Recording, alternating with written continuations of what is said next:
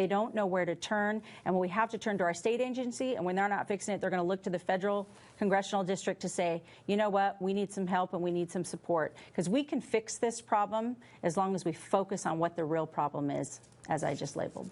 All right. Lori, thank you very much. John DePaula. Thanks, Lee. Well, in the 1930s, FDR had to deal with a problem of homelessness that was a group of people referred to as hobos.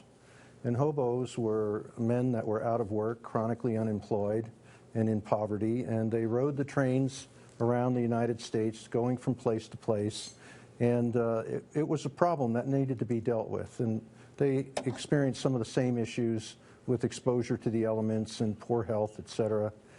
So FDR started a program where the federal government took these men, housed them, clothed them, fed them, trained them, and taught them trades so that they could do things like build Timberline Lodge and build Yellowstone Lodge. And they put them to work doing these projects. And then after they were trained and after the financial crisis passed, these men were integrated back into society, and they had a means of creating an income, and they had the self-respect and the pride that comes from hard work and accomplishing things. So I think we need something like that. And the federal government, you know, one of the problems with homelessness is you just can't snatch people off the street. You have to have a place for them to go.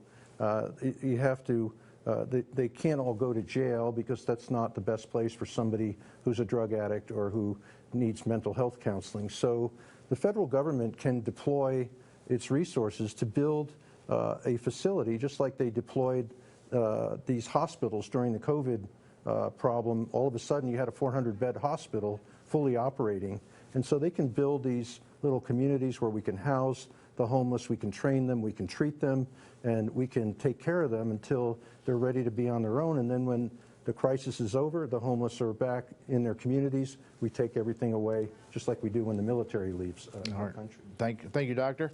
Next question, and it's not really a question, it's a statement. I want you to finish this statement, and you can expand on it. I want you to finish this sentence. If you'd been in Congress on January 6th, Jimmy Crumpacker. If I'd been in Congress on January 6th, it would have been very sad. The loss of life at any point is tragic. That's it? That's all you have? Oh, sorry. I thought you said one sentence. Sorry. You can expound on this. Yeah, no. You know, I understand. You know, it was tragic. You know, looking at it from TV, I know some police officers were killed. There were some civilians killed. Unfortunately, I looked at that situation and I thought it was preventable. I think that that the president at the time wanted more security around the Capitol, and unfortunately, it for some reason was denied. You know, the people that were there, you know, were there because they passionately believed that election laws shouldn't be changed at the last minute. And that happened. It happened in Pennsylvania. It happened in other areas around the country, unfortunately. You know, it's a situation where, at the end of the day, we need our citizens to trust the vote. Above all, I mean that's the pillar of democracy. If you can't trust the vote, then unfortunately democracy crumbles. So, you know, in my opinion, I was looking at it from afar, from Oregon, and so, you know, I thought it was disappointing. But, you know, I think there are lessons that can be learned. And I think going forward, it's going to make our country a stronger place. And at the end of the day, I hope and trust that both parties trust in the democratic system, because that really matters. And, you know, if there's someone that's guilty, I'm sure that they will be prosecuted. But I look at the January 6th committee, and it appears as though it's a bit of a witch hunt, in my opinion, which is unfortunate. They're making a tragic situation political, which they shouldn't be doing. So thank you very much. Laurel Roses, if you'd been in Congress on January 6th. If I had been in Congress on January 6th, I probably would have tried to find a secure place to harbor myself and to try and contact the people who were on the outside of the Capitol trying to get in. I know that their intent was to petition their government for redress of grievances, which is all of our constitutional right. They felt like they had some grievances and their voices just were not being heard. So I have compassion towards that feeling. Going from being all riled up to a mob mentality got out of control very quickly. I would have tried to contact the powers that be on the outside of the Capitol. I obviously, if I was in Congress, would have been inside the chambers, ready to take a vote. And I would have tried to contact whatever constituents I knew of that were on the outside and ask them to please just go home. We've heard their voices, and we will try to fix the obvious problems that we're having with trust in the system. We have a system where we're supposed to be able to vote for those who represent us, and we felt like that wasn't happening. And unfortunately, cooler heads did not prevail that day, and I would have tried to be a voice for cooler heads prevailing, asking people to go home and contact their congressmen and senators and whoever, go through the proper channels, and let's try and get to the bottom of what happened on Election Day. All right, thank you, Laurel. Madison Oatman, if you'd been in Congress on January 6th. If I would have been in Congress on January 6th, obviously the first step would have been trying to help secure the building, keep people from entering. You know, it was disappointing to see that it got out of hand the way it did. They were there for their personal beliefs about the election, and they were there, you know, exercising their rights. They did the right thing. They just got out of hand. And obviously helping to secure the building would have been first priority, and trying to get people out of the building from the chambers would have been, you know, second priority. We lost some lives that day that just didn't need to happen. It was something that should have never happened. They should have just stayed outside the building and did their protest legally. They entered a public building, which I also think is something that they should have been able to enter the public building. Now, destroying property and doing what they did was definitely not the route I would have taken. You know, they're investigating everybody. They're putting people in prison for just being there without due process right now. And I think that is wrong. January 6th committee just needs to let it go. Like Jimmy said, it's a witch hunt. They just need to move on from it, learn from it. The people who are inside the building and did illegal activity, yeah, they need to be prosecuted to the full extent of the law. But the people who are just there, they were on the outside of the building and they're getting pulled aside without due process and put in prison or jail. It's just ridiculous. We need to stop that. We just need to take care of the people who are doing illegal activity on that day, and we need to move on from it. All right, very good. Okay. Number 4 is Lori. If I were in Congress on January 6th, obviously we saw only what was happening through the media, right? It was very scary when we have our own Capitol Police there to protect members of Congress and protect the Capitol, putting them in harm's way where they had to feel like they had to do their job and then there was loss of life. I think should be anybody who was violent on that day should be held accountable through the court system. That being said, when you feel like your vote no longer matters and you're being disenfranchised as an American, and we have a protected right for peaceful protesting, we should have been allowed to do so. So I think the media had something to do with all of that. When what we saw from all the way here in Oregon, it can be scary at first and think what is happening, and we're shocked by it all, but we got to read between the lines. We have to know what really happens. And the people who were held without any due process and still are being held today, I think it's completely unconstitutional. It shouldn't be allowed, and we should be fighting against anything as that. We see that in downtown Portland, the protests. Peaceful protests is one thing. When you are violent, certainly should be held accountable. But I'll tell you, that is something that I think most Americans could not believe that happened, and what's happening after the fact is even more shocking. And I think we can learn from it and move forward. Okay. John DePaola? Well, I think that the Congress should have resumed its business after the building was secured.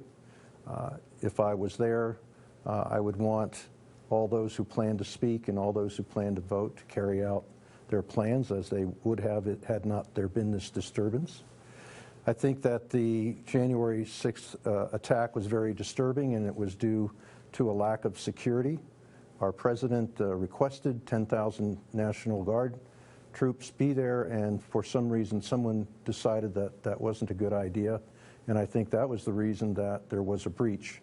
Had the National Guard been there to secure the facility, I don't think there's any way that there would have been anything other than a peaceful demonstration outside the Capitol building on January 6th. The people that broke in, if they broke the law, they should be prosecuted. I agree with the other candidates that if they have not been charged, they should be released from incarceration. They should have representation, and there should be due process. And that is being denied to them because I think that the January 6th committee is highly partisan, and it was not selected to solve the problem. It was the selection of people on the committee was made to politicize the problem. The peaceful transfer of power is what makes America democracy exceptional, and I think the Democrats have sowed the seeds of division by creating this atmosphere. There were a lot of irregularities with the 2020 election due to the COVID situation and changes in the rules at the last minute, and I think it was reasonable to look into that, and it should have been explored. All right, thank you very much. We'll move on to our next question now. Do you think the economy is getting back on track post-pandemic? Jimmy Crumpacker. It's a good question. I'm unfortunately worried about the economy right now. I look at the signs with 40-year highs in inflation at over 8%. That's taking money right out of people's pockets. And it's not just happening in America. Unfortunately, supply chains have broken down. I'm very worried about the food situation. Russia and Ukraine export about 30% of the world's world's wheat, and that's going to have dramatic impacts across the entire world. Unfortunately, I look at the way the Biden administration is spending money.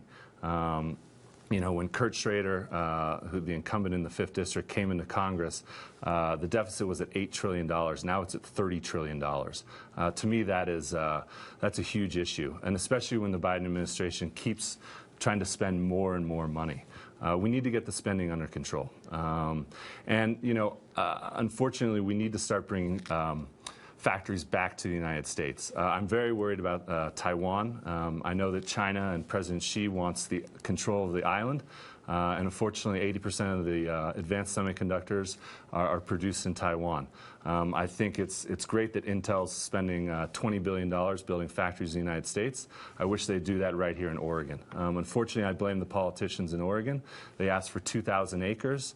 And unfortunately, they only gave them 200 acres. And so we're talking about thousands of jobs that are now going to go to Ohio and not Oregon. I'm very worried about the economy. I don't think that this administration really has its hands around it. And once inflation starts to get out of control, it's very hard to get the situation back. Unfortunately, I'm pessimistic, and I think it's critical for the Republicans to take control of Congress to stop these spending bills. Thank you. All right. Same question to you, Laurel Roses. The economy is a pretty complex thing, but the supply chain issue is a huge detriment to getting the economy back. Some of the car manufacturers would love to be running full board. There's a huge demand. The cost of used cars in the United States now has skyrocketed because the car manufacturers aren't able to manufacture as many cars as the citizens need and want to buy. There's just not there's not the chips, there's not the computer components that come from Asia to keep the factories going around the clock. So we need to attack the supply chain problem. And unfortunately, we need to attack the immigration problem, and we need to keep whatever jobs we do still have. I don't believe the unemployment numbers because I think that a lot of people have given up and quit looking for work. And so they do not show up on the unemployment numbers because they have just quit. They've quit even trying. There's a lot of multifamily living together now, pulling their resources, which is a good way to ride out an economic slump.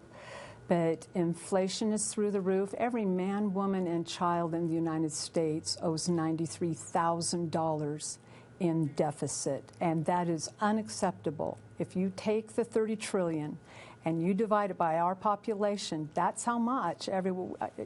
We need to apologize to our grandchildren and at this point our great-grandchildren for leaving that kind of a mess. I think if we can return more control of things to the states, then the federal government could reduce its huge financial burden that they're placing on the citizens. All right, Madison Oatman.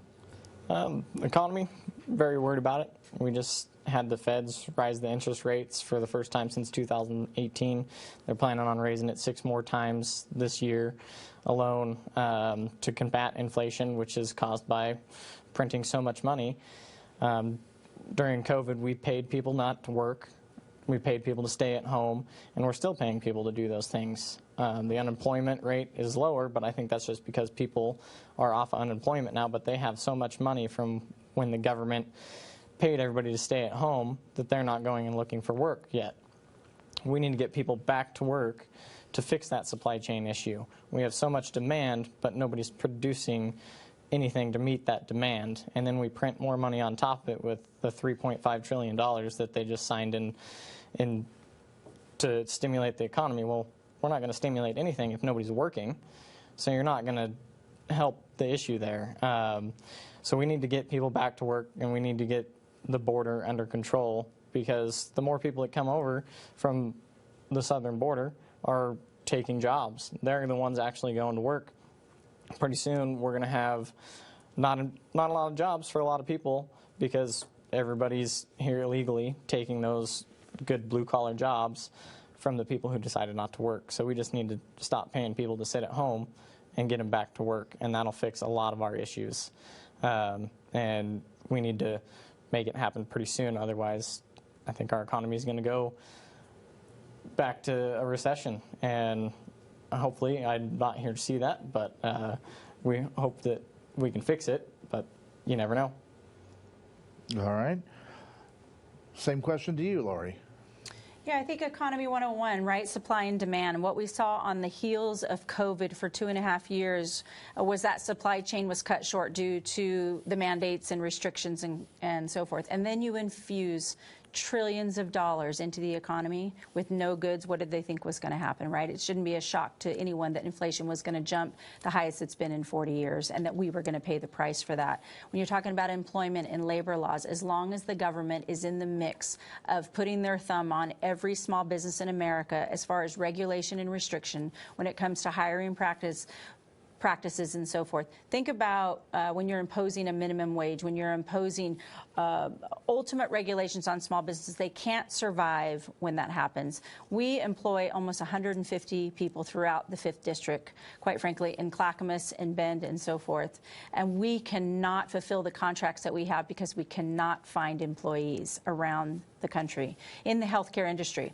And then you have your frontline workers who have supported this country through the mandates and then tell them they have to be fired or let go because they won't get the mandated vaccination. Again, when government regulation comes in with a constant thumb, and I was in small government, and we know we have to support those small businesses, we're in trouble in this country. When we talk about being beholden to the economic pressures of the geopolitical right, other foreign nations with dictators in charge, and we're beholden to them for our energy independence, we're beholden to them for any sort of traded sector because we won't put America first. I think that that's where we come across as a problem. And as Congress, we take back the power, and we have to put the America policies first. Believe in this country, believe in this nation. We recognize that we can be energy independent and self-sufficient in a lot of these areas if we start relying on America first policies. Very good. All right. John DePaola. Well, I think that a lot of our problems are stemming from this whole concept of a Green New Deal which I believe is a smokescreen. The Green New Deal is really not about restoring the health of our environment. It's more about destroying our energy infrastructure and substituting it with a high-tech energy grid and new extraction industries such as lithium instead of oil. Now, if you know anything about lithium, they mine it in these huge pit mines, and it requires tremendous amounts of water. There's a lithium deposit at the southern border of Oregon that they're considering developing so that everybody can have batteries for their electric car, but it's also going to suck all the groundwater out, and they already have a drought down there. They have environmental problems and agricultural problems. And so we need to maintain our energy infrastructure and in its current form, where we are the most responsible country when it comes to the use of fossil fuels and maintaining environmental controls. And we need to maintain that until there's something else that is of the same magnitude, the same reliability, that can replace it. Otherwise, Americans are going to be not taking a hot shower, not heating their homes in the winter, not being able to get a job because there won't be any energy to run factories. I think the other aspect is we used to be the manufacturing leader of the world, and for some reason this globalist export our economy deal has not worked out well for us in America, and other countries are benefiting from the consumers in our country needing goods and services, and they're producing those goods and services with more environmental impact than we ever would. So I think the policy needs to be changed, and I think we need to unify our energy and economy policy. All right, thank you, sir. Thank you to all of our candidates. That concludes the questions tonight. We've got more questions. We could go, but we're running out of time. We're going to give you each 1 minute now for closing remarks. Jimmy Crumpacker, we'll start with you. Well, thank you very much for the opportunity, Lee. I really appreciate it. I'm Jimmy Crumpacker. I'm a seventh-generation Oregonian, and I believe that we have major issues that we need to deal with. We have illegal immigration's at a 35-year high. Inflation's at a 40-year high. We have 4 million Ukrainians that have had to leave their country, which is the most people that have been displaced in Europe in 80 years. We need someone that comes out of this Republican primary that has the answers to all these questions. These are serious times. This is not a time to try and learn on the job. And I believe that my work experience in the energy business and on Wall Street and understanding inflation will be very helpful moving forward. So I'm very proud to be from Oregon. As a seventh-generation Oregonian, I don't have the opportunity to leave. I'm going to stay here and fight as long as it takes. So thank you very much for your time tonight. All right, thank you. Laurel Roses, 1 minute. Okay, I am also proud to be an Oregonian, but I am very proud to be daughter of an American Revolution fighters. And on my drive over here through the beautiful Sandy Am Pass, even with all the snow, I stopped and thought about the things that I knew about my ancestors and what caused them to want to break away from their mother country. And I was just raised with all of these stories because my family's proud of that heritage. And I stopped and thought, taxation without representation. We have that going now. I stopped and thought, there was a hierarchy social system, and I believe that we are very close to creating that with career politicians. If we don't get term limits, we're going to have the lords and ladies, dukes and duchesses of old who create rules for thee and not for me, as Kevin McCarthy eloquently put it back in November, and that needs to stop. We need to return the people's house to the people. All right, thank you, Laurel. Madison Oatman. Well, thanks for having me, Lee. I'm just glad to be here, running for Central Oregon. Hopefully they see me and I can earn that vote from them. We need a younger generation to take control. We need people to stand up and fight for Oregon. We need people to go to Washington, D.C. that have Oregon's best interest in mind. And I'm here running because I think we need that, and we need it desperately. I think within this 2022 election is going to be a big one for us, and if we don't send the right candidate or we don't stand behind the best candidate, we're going to be frankly, sending another career politician at some point. And we just don't need any more of those. We need people to stand up, and we need a younger generation to come in and take care of business. All right, Madison Owen, thank you very much. Lori Chavez de Reamer. Yes, thank you. I'm very proud to have been invested for 22 years in Oregon and the 5th District, where I raised my 2 girls through the school system, where I've built our business over the last 18 years in Clackamas and Bend and throughout Oregon's 5th District, as well as be elected as mayor of Happy Valley in Oregon's 5th District. So it is where I have put our roots. I'm very proud to call Oregon my home. I think a proven track record means something when you've been on the ground and you know what it's like to fight for everyday Oregonians as their mayor, in the schools, in the business sector, and support those small businesses who have built America. As well as to be endorsed by several people throughout. Now, being a career politician is one, but an elected official who's a volunteer, I think is very different when you're talking about being a mayor. So I want to thank those legislators. I've been endorsed by Elise Stefanik, the 3rd-ranking woman and member in Oregon's House. And so I think those endorsements are important, and I'm proud to represent Oregon's 5th District. Thank you very much, Lori. John DePaula. Lee, I'm a blue-collar doctor, and I understand hard work. Throughout my career, I've never been involved in politics. I've been a citizen just like you. And my value has always been determined by the results that I got for my patients. I spent lots of time face-to-face with Oregonians discussing their problems and helping them. The Democrat experiment is over. The results are in. Everything that they touch has turned to failure. Our citizens can't put food on their table or gas in their cars. Our communities are suffering from lawlessness, crime, and homelessness. And I could go on, but we used to be regarded as a pristine, natural, beautiful state with safe cities and accepting, loving population. And now we are seen as a dark and dangerous place, and we need to restore Oregon back to what it was before. All right, thank you very much. Thank all of you for coming, and good luck to you in the May primaries. We're going to, of course, have a posting of a recording of this debate on ktvz.com later tonight. Now, we want to invite you to mark your calendars, folks.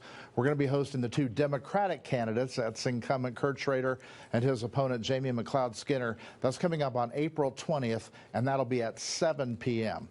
Okay, we're also running a web poll right now asking if you know who you'll vote for in this race. Maybe we made up some minds tonight.